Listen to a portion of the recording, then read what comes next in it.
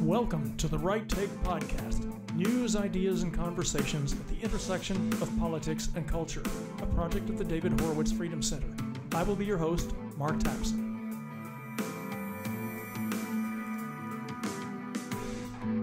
Greetings. Welcome again to the Right Take Podcast. Belated Merry Christmas to you all and Happy New Year's. I am your host, Mark Tapson. My preferred pronouns are truth and reality. Thanks for joining me here at the intersection of politics and culture. You know, arguably the most critical arena of the intersection of politics and culture is education, because it's a battleground for the minds and hearts of our youth. It's a topic that I'm heavily invested in because I have several kids, many of my friends have kids, and I know that the radical left is coming for them. The radical left wants to drive a wedge between children and their parents and grandparents and re-educate them with a wokeness that will be irreconcilable with the traditional morality and worldview of the older generations. That is the left's subversive, even satanic aim, to turn our own children against us, just as Chairman Mao did during the Chinese Cultural Revolution of the 60s and 70s, and radicalize them into foot soldiers in the cause of power, political power and cultural power. There have been a lot of good but disturbing articles lately about the state of education in America. Journalist Christopher Rufo, for example, writes often over at City Journal about the ideological indoctrination in the field of education. Everything he writes is a must-read. Then I saw a piece a month or so ago, I think at realcleareducation.com, by Lance Izumi, who is the senior director of the Center for Education at the Pacific Research, which noted that recent national student test scores showed a massive decline in learning in reading and math. Now, the left's insistence on school closures during the pandemic played an important role in that slide in test scores, but Izumi writes that another reason for this achievement implosion is, quote, the increasing politicization of classroom instruction, which is reducing rigor and diverting attention from improving students' foundational knowledge and skills. It's leading to weaker standards and lower expectations, unquote. As an example, one California student reported that a teacher at his school told the class that perfectionism and striving for perfection was part of white supremacy culture. Another of his teachers, quote, made it seem like it was bad to have a good work ethic or to be supportive of meritocracy, unquote. In his school, grades were inflated, low grades were eliminated, late assignments were allowed, and multiple retakes of exams were permitted.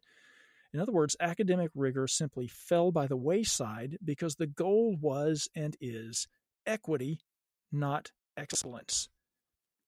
That student also observed that to not teach hard work and to not teach a work ethic is going to be disastrous for the kids who kind of cruise along in public schools, he said. And that's true. This is happening across the country. It's being pushed by special interests such as the teachers' unions, which promote the false narrative that all American institutions are shot through with systemic racism, and that an awareness of that must be taught in our schools so that kids challenge, quote, the systems of oppression that have harmed people of color, unquote. Last year, the National Education Association, the NEA, even adopted a resolution that would mandate race-based ideological instruction in public schools across the country. The NEA intends to disseminate its own study that, quote, critiques empire, white supremacy, anti-blackness, anti-indigeneity, racism, patriarchy, cis-heteropatriarchy, capitalism, ableism, anthropocentrism, and other forms of power and oppression at the intersections of our society, unquote. You know, everything for these people, these neo-Marxists, every human interaction centers on power struggles and divides people between the categories of oppressor and oppressed. Confronted by this historically low academic performance, Randy Weingarten, the president of the American Federation of Teachers, predictably blamed conservatives and Trump-era education policies. That is absurd, as we all know, and the radical witch Randy Weingarten knows it too. She and her leftist cohorts know full well what they are doing with education. They are intentionally dumbing students down and transforming the classroom into social justice training camps to pump out generation after generation of activists who will agitate for far-left causes. That is the goal.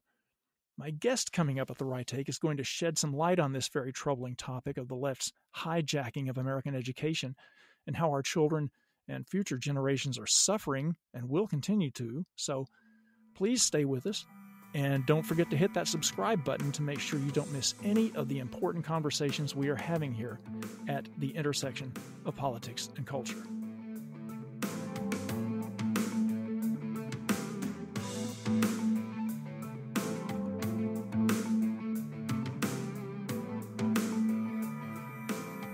If you are concerned at all about the state of education in America today, and you should be, because the classroom from pre-K all the way through grad school is where the radical left's fundamental transformation of the United States is rooted and blooms, then you should be reading my friend Larry Sand regularly. Larry is a former classroom teacher, a policy advisor at the Heartland Institute, and the current president of the nonprofit California Teachers Empowerment Network, C10, a nonpartisan, non-political group dedicated to providing teachers and the general public with information about education issues. He is the man to read on education in California, where he and I live, and in America generally speaking. His op-eds have appeared at the Wall Street Journal, the Weekly Standard, the Los Angeles Times, the Epoch Times, American Greatness, City Journal, and just about everywhere else. Larry Sand, welcome to the Right Take podcast. Thank you, Mark. It's a pleasure to be here. Thank you for having me. Larry, you wrote an article recently called College Carnage, in which you noted that our nation's colleges and the students who attend them are in deep trouble. You mentioned that students are arriving at universities woefully unprepared to take on the academic rigors of upper-level education. And not only are they educationally unprepared, they don't seem to have the work ethic either to deal with the demands of college. And meanwhile, at the other end of things, colleges themselves are dumbing down their curricula, partly to, I guess, accommodate these struggling students, but also partly because schools are less about education now than social justice activism. Can you talk about this situation and the extent of the problem? Well, it is a deep problem. I mean, just the pandemic really hurt kids a lot, but there's a lot of so-called experts just bang on that as the only problem, but clearly there's more to it. And students are reporting increased ideological indoctrination in the classroom, and that's leading to weaker standards and lower expectations. The one California student reported that a teacher at a school told his class that perfection and striving for perfection, quote, was part of the white supremacy culture. Another one of his teachers made it clear that it was bad to have a good work ethic and to be supportive of meritocracy. In his school, grades were inflated, low grades were eliminated, late assignments were allowed, and multiple retakes of exams were permitted. In other words, rigor is gone. So, and this is going on in the K through 12 schools. When these kids get into college, they are lost. And do you think this is a result of a push for equity over excellence? Oh, sure. And this isn't just an occasional thing. I mean, there was a study done, and 62% of students reported either being taught in class of hearing from an adult at school that America is a systematically racist country, and 69% said they were taught or heard that white people have privilege. This is what they're learning. They're not learning the ABCs and the 1, 2, 3s. They're learning all this CRT stuff. And that there's only so many hours in a day that they can learn. And they're just learning lies, and it's pure and simple indoctrination. And by CRT, you're referring to critical race theory, of course, which is... Yes, thank you, Mark, for clarifying that, yes. Yeah, no worries. No, it's it's been disseminated through our entire educational system all the way now literally from pre-K on. They start this inculcation of a racial consciousness in students all the way down, before kindergarten. And as you said, we can't blame this solely on the COVID shutdowns, although that had a devastating effect on students' learning progress. But there is this politicization of education. But I guess you could say one of the upsides of the COVID shutdowns is that it made a lot of parents aware. It enlightened many parents who had formerly been kind of ignorant of what was going on in the classroom about the extent to which the curricula are heavily politicized now by this radical left agenda, which includes the teaching of gender ideology and critical race theory and more. Do you think that enough parents' minds are opening up now to the damage that schools are doing to their children, that parents will they've begun already to push back against school boards, but do you think that this is really going to help turn the tide so the parents can push back against this racial and gender indoctrination? Or are school boards and school administrations just too impregnable? Well, I mean, in the recent election, there's a group called Moms for Liberty. Actually, without getting in too specific, there are a lot of parent groups that sprung up as a result of the shutdowns and the advancing of critical race theory. And they did quite well in the election. I don't know the exact percentages, but a lot of decent conservative people won elections. By the same token, it wasn't a rout, and the establishment and the left did fine too.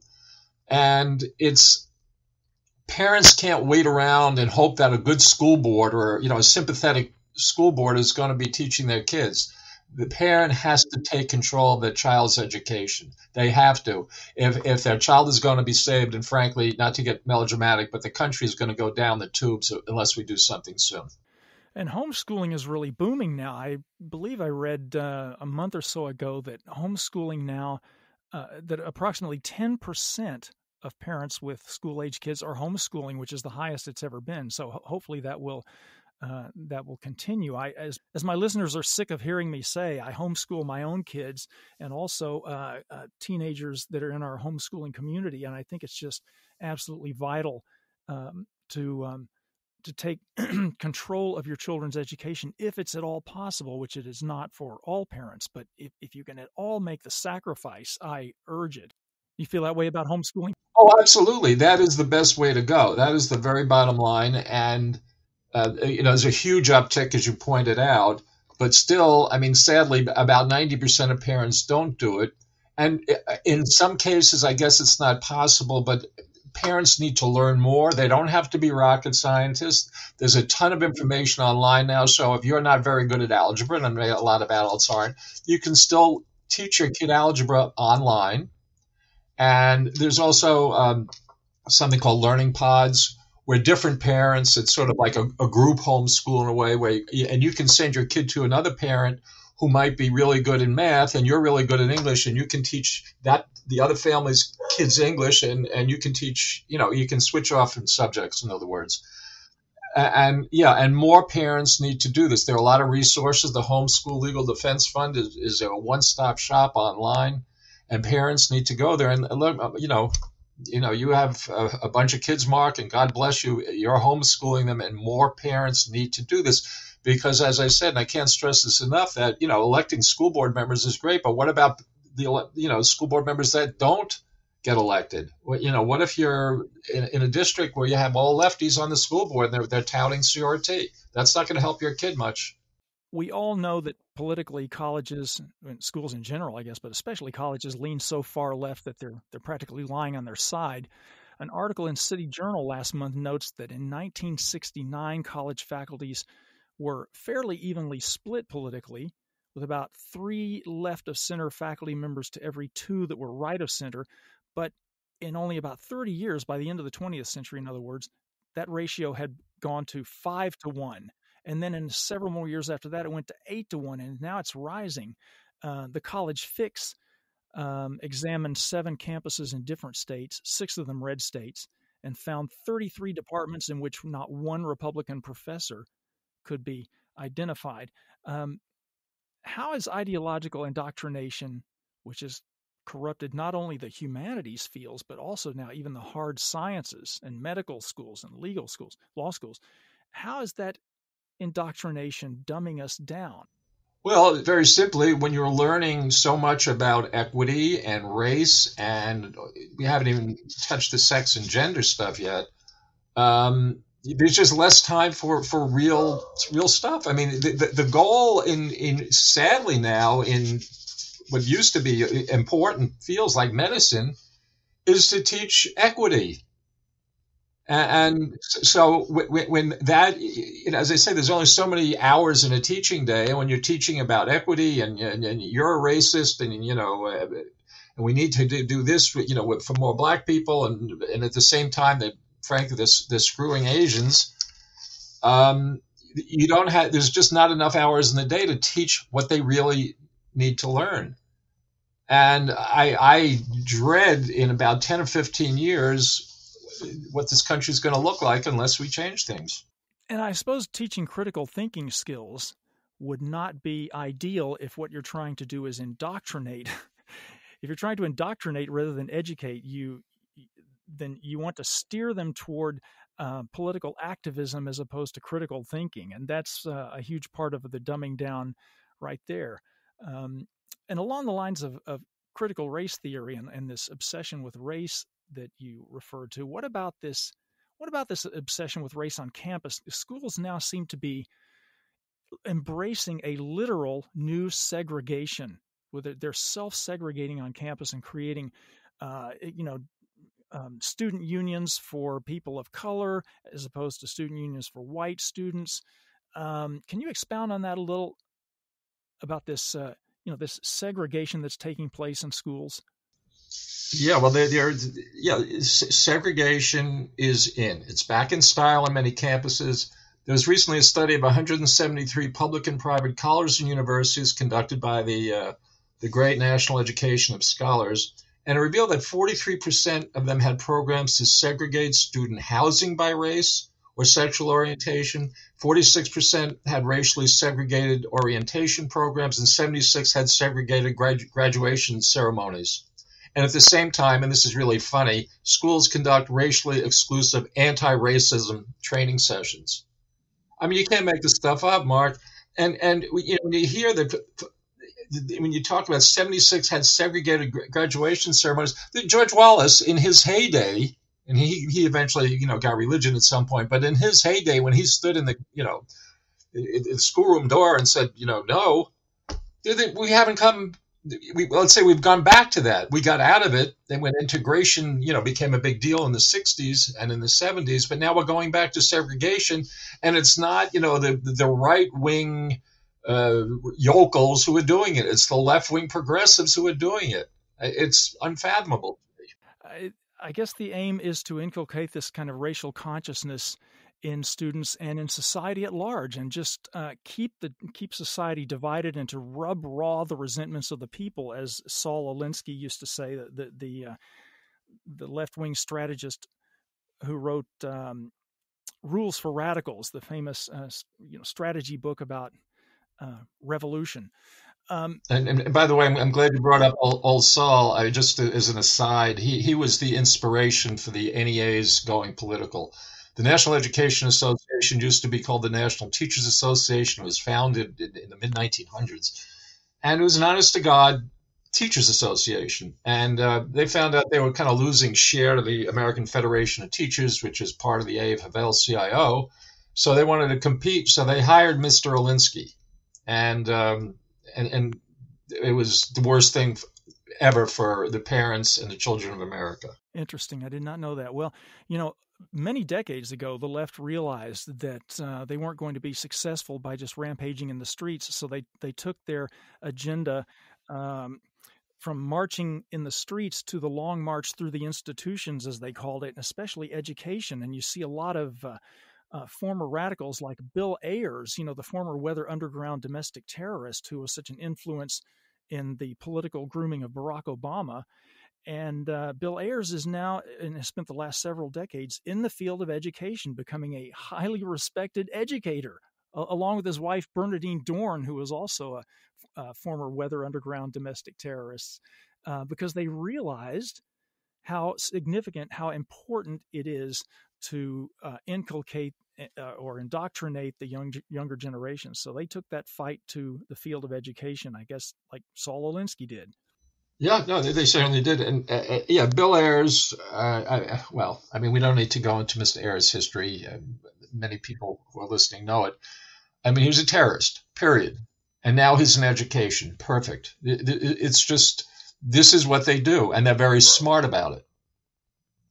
And our side has been very slow in waking up. We're waking up, yeah, but so much damage has been done, and still not enough people have awakened. As I said before, the left did okay in school boards. Granted, they lost some power, but we're still way behind, and we need to catch up in a hurry, I might add.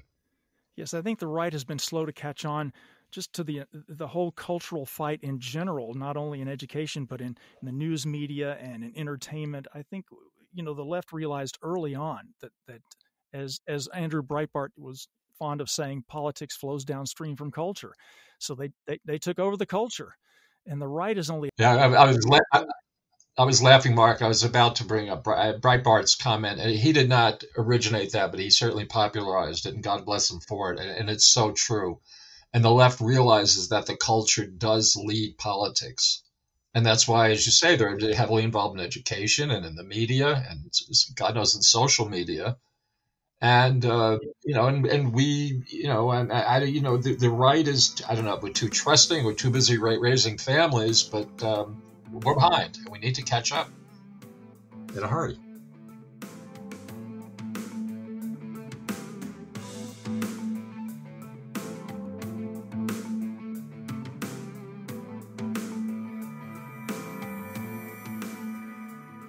One of the purposes of higher education is to pass down to the next generation, and then the generation after that, the incredible cultural and intellectual heritage of our civilization, Western civilization.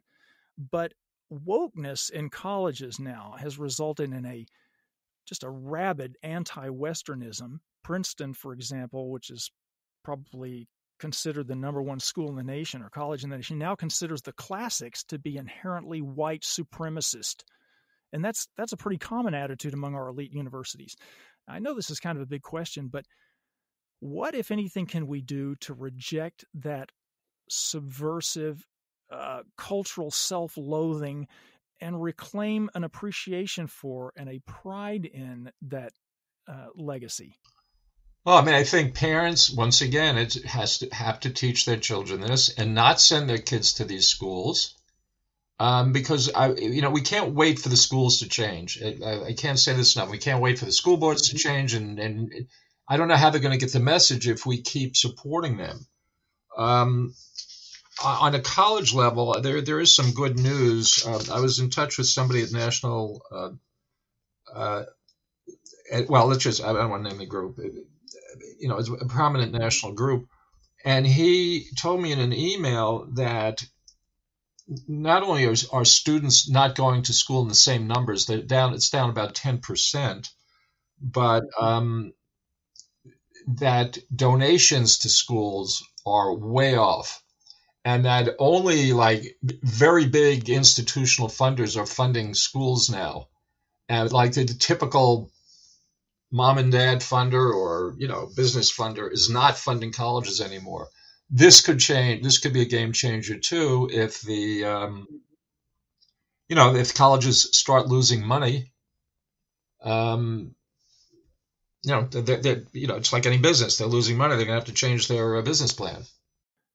For the first time in my lifetime, it seems like college is no longer the essential avenue to success in America that it used to be considered. And it seems like more and more people are thinking the same thing. As you mentioned, college attendance is down nearly 10%, I guess, since 2010. So that's a pretty dramatic drop in a short period of time.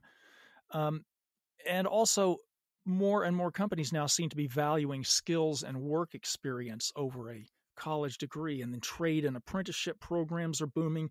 And when you factor in homeschooling and all the learning opportunities that the internet presents people, I have to ask, is college even necessary anymore? Well, it's a great question, and for a lot of people, the answer is absolutely not. But that said, some occupations still have degree requirements. I mean, if you're going to be a doctor, an engineer, to the best of my knowledge, you have to go to college.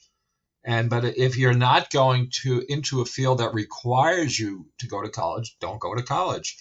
And there are certain, obviously, if you're going into retail, you don't need a college degree. But there are some fields like technical fields where it helps, but you don't have to. But as of late, companies like Google and IBM have reduced educational requirements for certain positions and shifted hiring to focus more on skills and experience. And Walmart, the country's largest private employer, values skills and knowledge gained through work experience. And I think it's 75% of its salaried store management started their careers in hourly jobs. They never went to college. So to answer your question, it really depends on the field you're going into. As I say, if you're going to be a doctor or a lawyer, unfortunately, I still think college is the only way.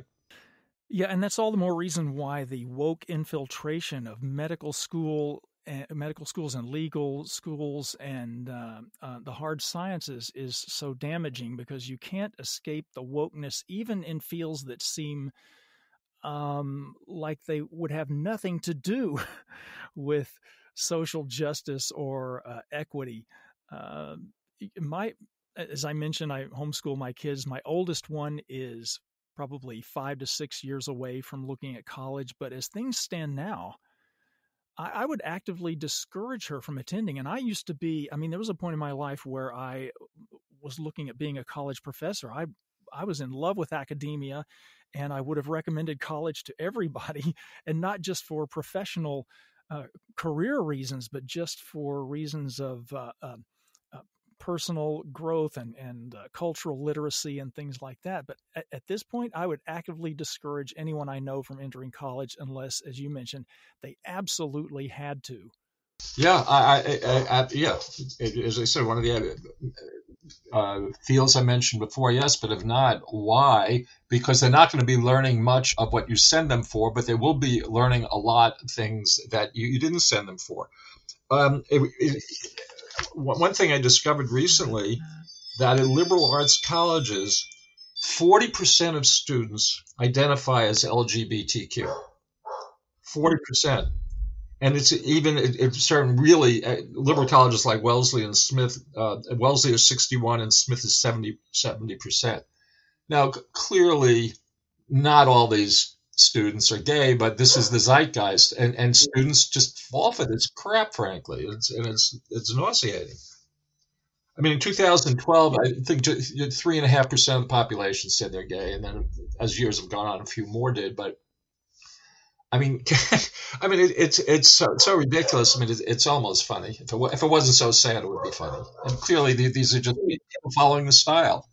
They're not really gay. Yes, well, we've reached the point culturally now where it is mandatory to celebrate, your announcement of a new gender identity. That it's just you're treated like a hero for coming out as anything but what they would call cis heteronormative, which is quite a mouthful, but.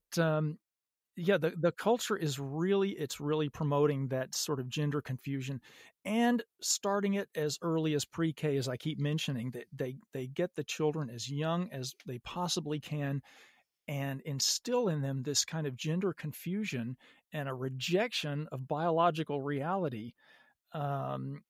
Because if you can get the students as young as possible, those malleable young minds will, are pretty easily shaped the way you want them to be. Let's talk. Yeah, no, you're absolutely. Oh, I'm sorry. Yeah. I just want to say, but of the 40% of who identify as gay, undoubtedly some are, as you say, confused. But I think a large part of these students are just doing it because it's sort of like the hip thing to do. It's the hip and groovy, 2020s thing to do, and oh yeah, I'm gay, sure. Yeah, it's kind of the new rebellion, I suppose. The rebellion against societal norms and against your parents' values and things like that. And it's, if you're a normal, if you're a quote unquote normal kid from a normal traditional background, you're going to feel pretty left out, if not totally ostracized in college. And who wants that? Sure. Kids are certainly prone to, fads and styles, and this is just sort of used to be hula hoops and and Nerf balls, and now it's being homosexual. So, I mean, I'm laughing and crying here.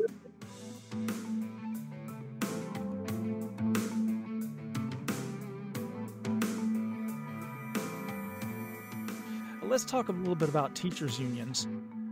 Just before Christmas on PBS NewsHour, the New York Times columnist David Brooks, who is ostensibly one of their couple of in-house conservatives, argued that the teachers' unions deserved lumps of coal for Christmas for what he called the increases in inequality, the harm to social mobility, and the harm to the lifelong prospects of a whole generation of young people caused by the unions and their school closures during the pandemic. So teachers' unions seem to have a death grip on our educational system. How are they contributing to the decline of education in America, and how can we break their power, or even can we? How many hours do we have for this? Yeah. Okay, a lump of coal is being too generous, frankly. They deserve a lot worse than that. But I mean, just to look the big picture, they have tenure in California, for example. 2 years, you have a job for life. You cannot be fired. I mean, they're on average, there may be 10 teachers a year in California, hundreds of thousands of teachers. If you 300,000 teachers, 10 lose their job. 8 of them are criminals. The other 2 are incompetents. These are for teachers who've had a job for 2 years. What other field has this? There's no other field that has this. Typically, you do a job, you keep your job, you get a raise. You don't do your job, you're out the door. Not if you're a teacher. Seniority, you can have a 20-year teacher who's a horrible teacher, can't lose their job, and a new teacher taught for 1 year, but the students love him and he's wonderful. But if fiscal times get tough and you have to lay somebody off, that 1 year wonderful teacher is going to lose their job, and the 20-year terrible teacher is going to keep their job. The dismissal statutes are hideous. I mean, you have to go through such hoops that when I was teaching, I mean, there was really bad teachers in my school. My principal wouldn't even bother. It's just too time consuming, too expensive. Principal just sort of try to minimize it by shoving the teacher off into a minor role in the school.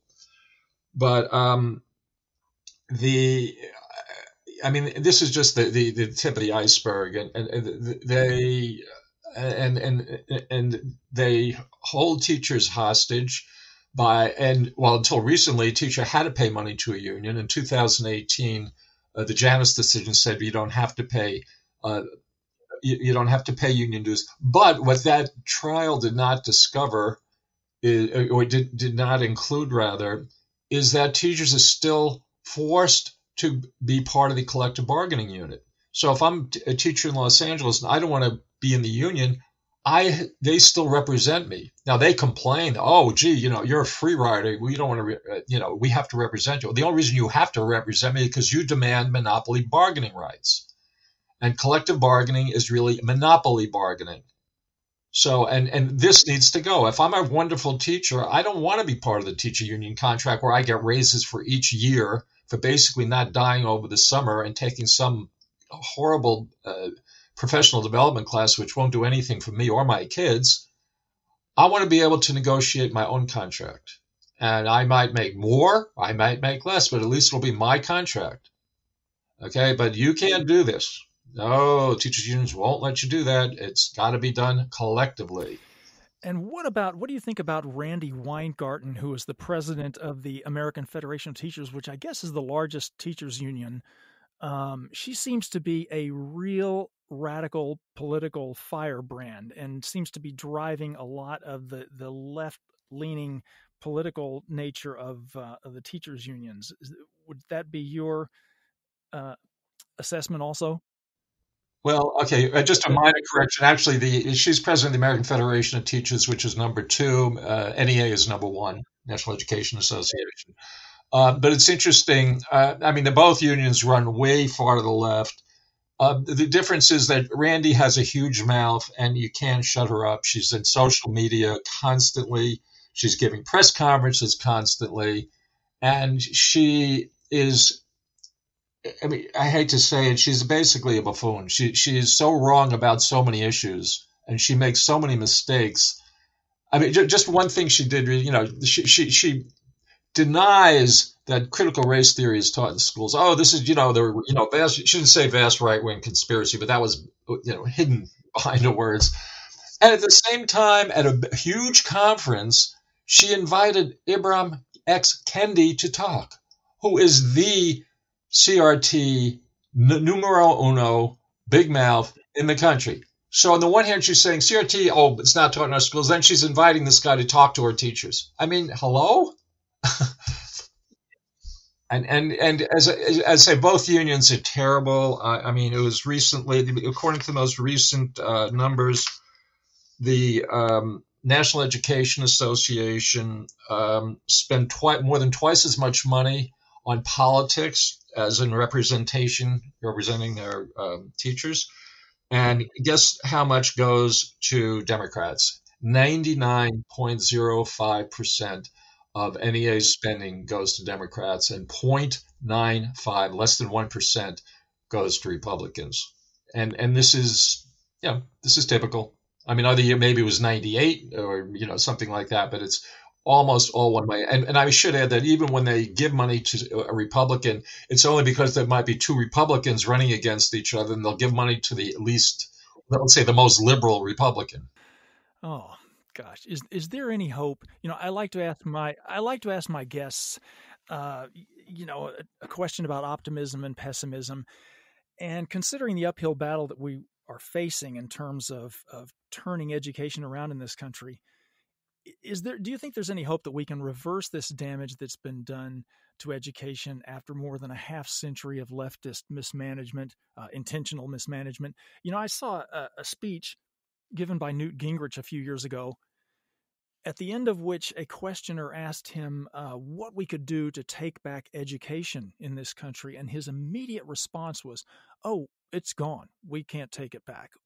And his suggestion was to create a kind of a parallel educational system. And I hear that a lot from my guests about creating a parallel culture, a parallel entertainment industry, a parallel news media. And so is that what conservatives are going to have to look to these days, is creating a parallel educational system as opposed to trying to take back the one that exists?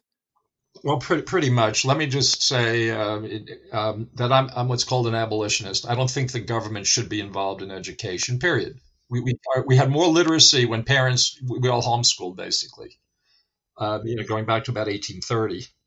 And I also don't think that public employee unions should be legal. They weren't, and even liberal icon FDR thought that it was a ridiculous idea. But whatever, they're here, and I guess, and my point is that we're not going to get the government out of schools. I mean, certainly not in my lifetime or your lifetime, and probably your kids' lifetime. And the unions aren't going to go away either. So the best thing I think that parents can do is, as I've been saying, we both agree, is to homeschool, be part of a micro school. Second choice is wherever we can have school choice. I think 30 some odd states have a private option. We here in California aren't close to it. We probably never will have that because we're so liberal here. But there are even, I mean, the slightly good news, there are liberals who are on board with school choice. And once you have choice, you have competition. And as I said before, competition rises all boats. And this is where the hope comes in, that if the public schools start losing market share to private schools, home schools, what have you, that might straighten their act up.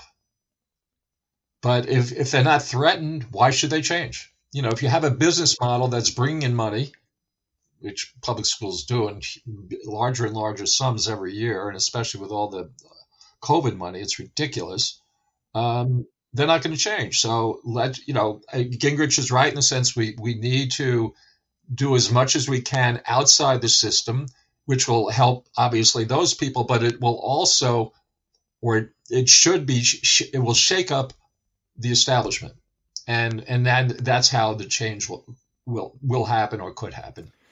I think there's a saying about the dumbing down of education once government got involved, and it goes something like this: that 100 years ago, or whatever the time frame was, we taught Greek and Latin to high school students, and now college students are learning remedial English.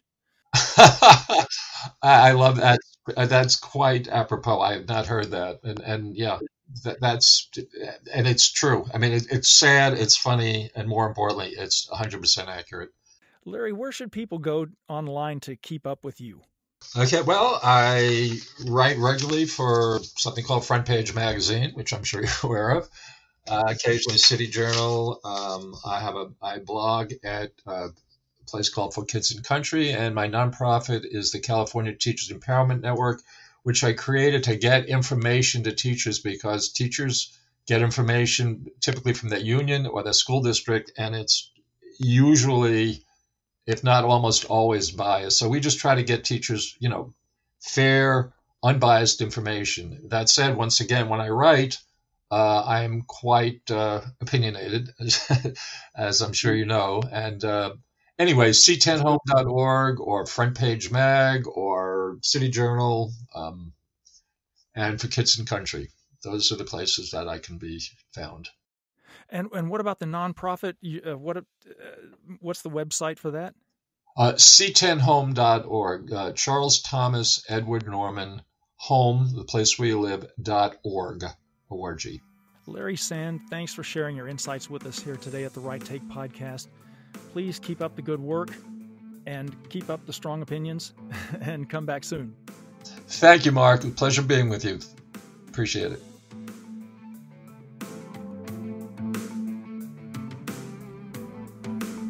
The Right Take with Mark Tapson is a project of the David Horowitz Freedom Center and Front Page Magazine. Unauthorized reproduction of this podcast without express written consent is prohibited.